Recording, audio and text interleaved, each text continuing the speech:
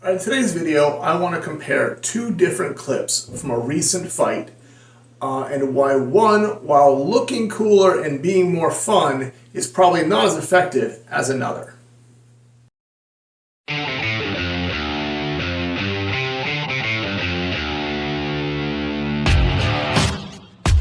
So what we're talking about in today's video is 2v1s, right? The opportunity when you have two people against one person, how to be efficient and effective with taking that opponent down and getting a better advantage and or winning the round for your team, depending what the situation is. So recently I was at Tournament of the Tower in Virginia, hosted by Tidewater Dogs. I'm actually coincidentally, genuinely wearing their shirt. I didn't realize I was making this video. I had it on, but I'm wearing their shirt today, so it all works out. And in that tournament, I had an opportunity with one of my teammates, JS, to, at the end of a round, a 2-on-1 an opponent, and I'm going to put the clip here so you can watch it.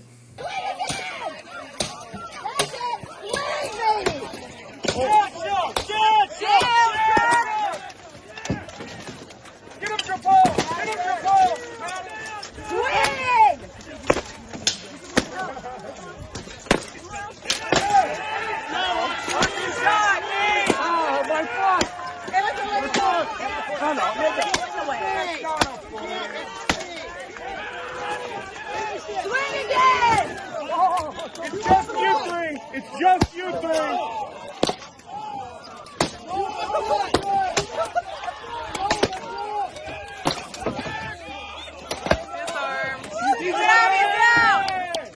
Now, what did you see in that clip, right? So that clip was two axemen basically swinging on one guy until the weapon was knocked out of his hand, person took enough of a beating, decided to take a knee.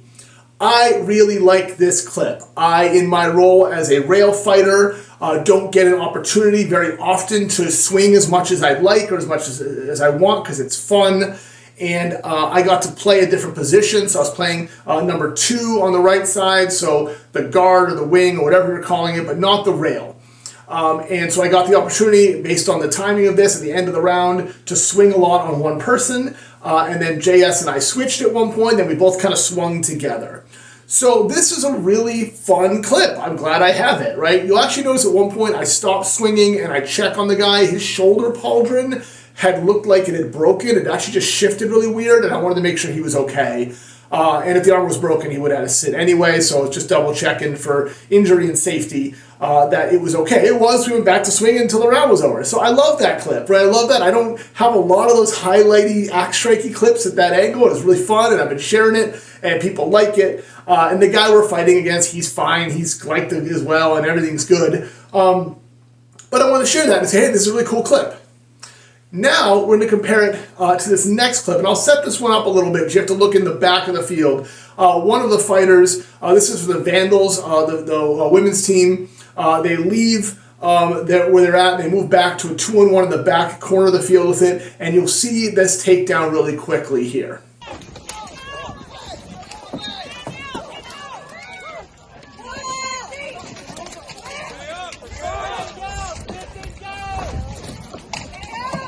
Nice, Colton! So you look at that, that was a 2-on-1 where the two fighters quickly worked together to put the other fighter in bad position, bend them over, step around the leg, basically, and take them down, that fighter down quickly, right? So why am I showing these two clips and what am I talking about? So the reason is that the fighting that JS and I did, the axe swing and all that, was not an effective and efficient use of energy. It was fun and cool. It makes a good highlight clip, and I'm sure that the guy getting hit did not like it, and we won the round, so all of those are benefits, but it used a lot of energy to swing that many times, right? Now, could you one-shot a guy? Sure, but I'm saying in this case, I think we landed some pretty good shots, we had control of it, we did what we wanted, and the person went down. In that other clip, in the middle of more of a chaotic fight where things were still happening, the 2-on-1 was quickly done by isolating, controlling the legs, and tipping the person, sweeping them down, right?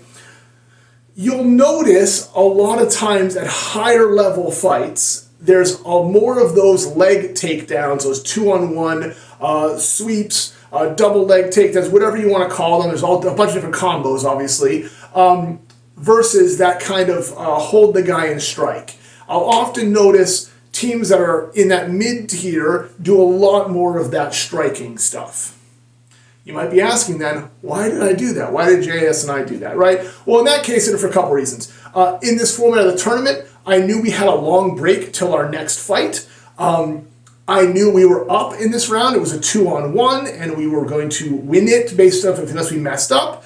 I wanted to swing. And the other thing is it can be intimidating. It can be good to do that. There are times that just doing a lot of damage or the perception of damage will intimidate other teams. The next team that has to face us goes, oh man, I just saw that guy get chopped up a bunch. I'm a little nervous, right? And that's a real thing. In this tournament, North Horde out of Canada, Pierre in particular, who fights with a spear, is a very violent swinger. And I watched him do a lot of damage a lot of times. Not a lot of like 2-on-1 like I did, but he would do a couple really hard shots, and then his partner would throw him down. The other person that was hitting, but he's all over the field. And you watch that, and when you go to fight them, you go, I'm a little anxious about Pierre. I got to keep an eye on him, right? So you can build that reputation, and it does impact the way teams match up, right? The executioners who I fight for, we're known for being able to hit hard. This has been a reputation before I got on the team. It's been a long time, right? So when we go out there with axes and we start swinging, people get a little nervous. Maybe they make mistakes, and maybe you get opportunities. But it's not nearly as effective as working as a team together to take someone's legs out at the time. It's very hard to defend against. How do you defend when two people are holding you up against a rail and they both sweep their legs out at the same time and you go to the ground? It's near impossible in some circumstances, right? So what is effective and efficient isn't always as fun or as cool looking. So when you're training your teams, you want to be thinking about why you're doing certain things. In this situation, do I regret not being effective and efficient? No, I liked it. I'm glad I have that clip, right? And we still won. We did all the right things. But in my head, I also know this is all reasonable for the choices in the situation we're in, right? If I was in the middle of a round where we were all 5-on-5s and we happen to have a 2-on-1 area, but everyone's still standing, I'm not going to stand there and swing that much because someone might be coming behind me to blast me, right?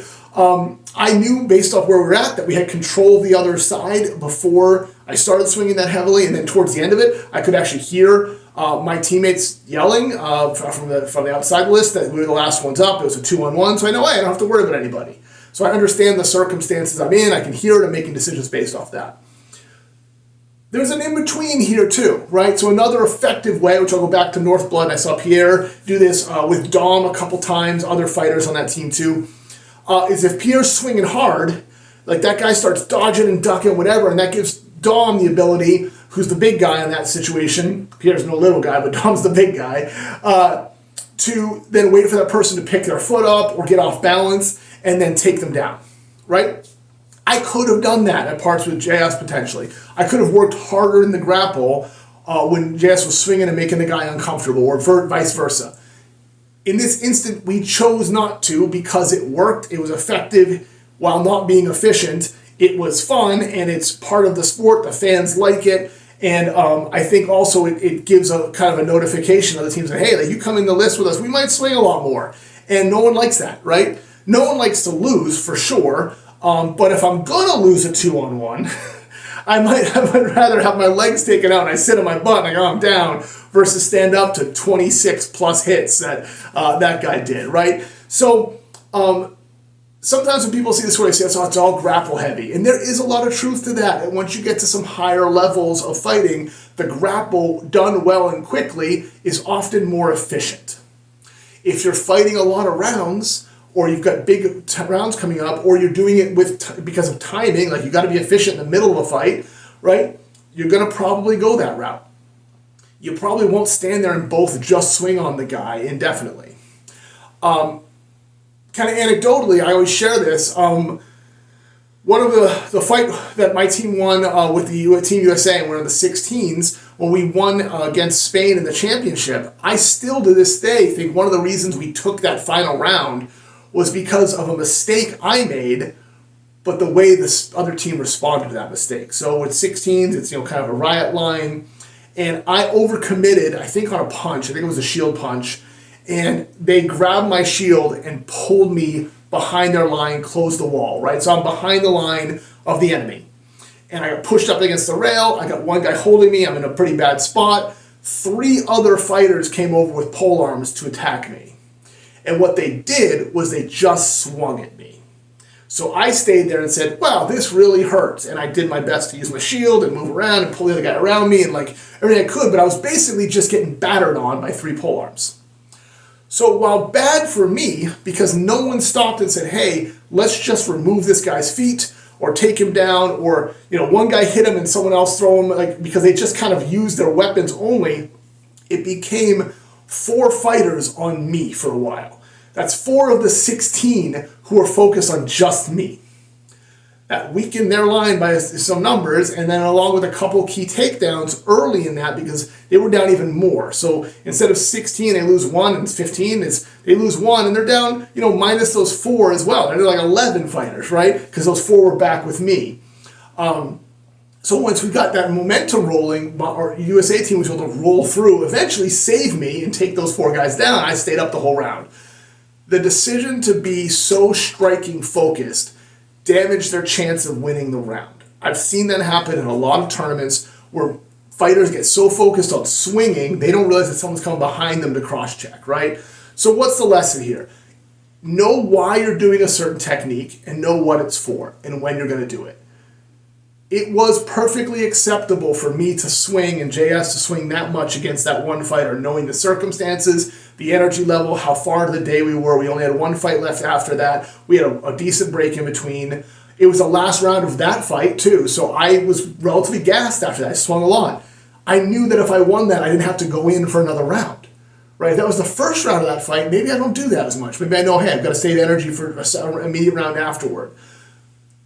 Knowing that, hey, it's going to look good, it's going to do some damage, and maybe the team we have to fight in an hour or 30 minutes, whatever it was, they're going to go, oh yeah, I don't want to get caught in that corner, and they saw that. So all that plays into your decision making, but this is why a lot of times when you see those higher level teams, they tend to be very quick with those 2-on-1 and grapples, and why you don't see a lot of that heavy striking until the end of rounds like this, when they have that opportunity to say, I'm in control of it, here's what's going to happen.